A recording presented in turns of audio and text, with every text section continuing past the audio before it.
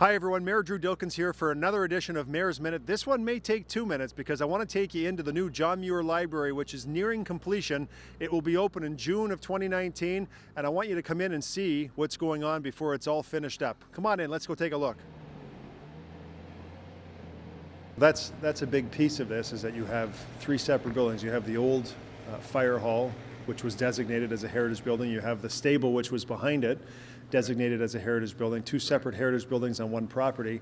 We wanted to keep the flavor of both buildings, but then find a way to connect the buildings so that they could be one functional space. Exactly, correctly. And the other really beneficial thing is that the user of the building can experience all of that simply by moving through it. It's a building that you have to slowly unravel as you go through it, and I think that makes it much more meaningful. Essentially, we did exactly what the original masons did.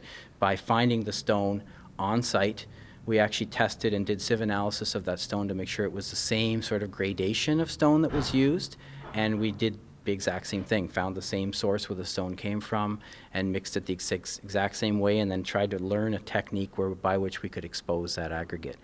The other fun thing with this project was the replication of the historic windows. There are companies doing it, but we wanted to continue to maintain that as Windsorites, we can preserve our heritage buildings on our own. These windows were fabricated by a local person.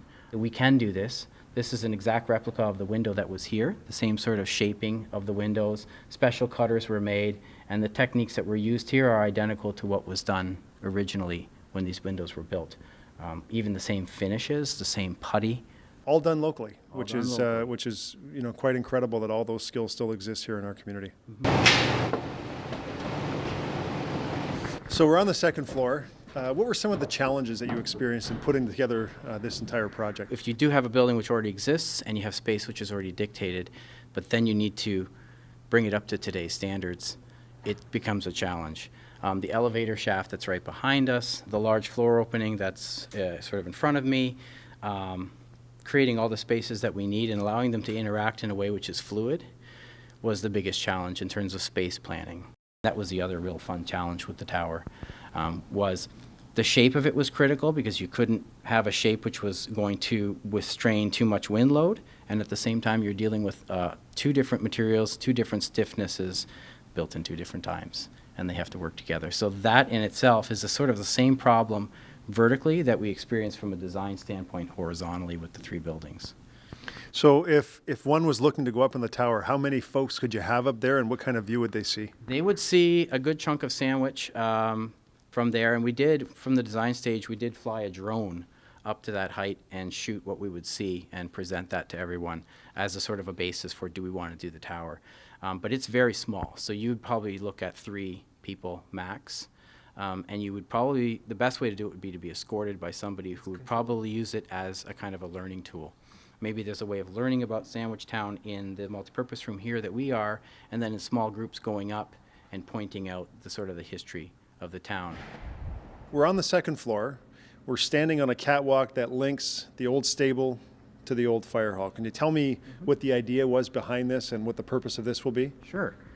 This was one of those things that as an architect you utilize a constraint and make it something that is of benefit. So the main purpose of this catwalk was for exiting. So the only way was to somehow float from one building to the other, and this became a means to do that. But at the same time, it's also a way of going from one time period, 1921, through the contemporary time into an old stable. And at the very end of this catwalk is the historic collections area. So it becomes this kind of a bridge that gets you from one era to another. Now you can see the roof here was completely removed all in one piece and put back on this rebuilt stable structure. It took quite a bit of effort by the contractor, but he did an excellent job because it's the original roof structure.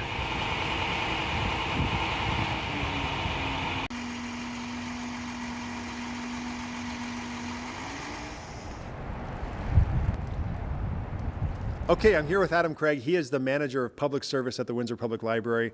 And as you can see behind me, the space is coming along. We're excited about the thought that this will be done and open to the public sometime in June of this year. What are you most excited about as a library employee, knowing that you hear from the public all the time? I think that one of the things that we can be really excited about is that this is a space that is not only looking forward as far as libraries go, like we're embracing the future of libraries, but it also is a nod to Windsor's history. And I think in this community in particular, that is something that is very important. So I'm really excited for opening day when folks from the neighborhood come in and they see this beautiful space that acknowledges and respects, you know, what this space was originally meant for and the neighborhood at large. Folks know, I think, intuitively, if you've lived in the city of Windsor for any length of time, that this is really where we all started. You know, and I know this space with the historic collection upstairs will help tell part of that story too. Yeah, we're going to have not only sort of artifacts from the area and from the building, but we're hoping to have part of our local history collection here as well. Maybe photographs, old newspaper articles of what the building used to be, what the area used to look like. So we're not sure exactly what the end aesthetics are going to look like, but I think it's going to be something really special. Well, that's great. Well, we're all excited to come in here and open the doors for the public. This is the end of this edition of Mayor's Minute. Stay tuned, because guess what, folks? In June, the doors will open and you will get to see your newest library in the Windsor Public Library system, named after John Muir himself, a man who was very passionate about Sandwich Town and the west side of our city. Thanks for watching.